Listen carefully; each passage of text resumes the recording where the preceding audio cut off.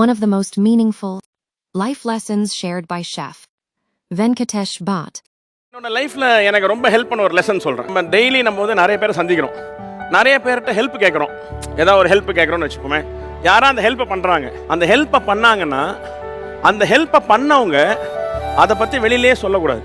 இப்போ நம்ம யாருக்கா ஹெல்ப் பண்ணோன்னா அதை பற்றி வெளியில் நம்ம சொல்லக்கூடாது.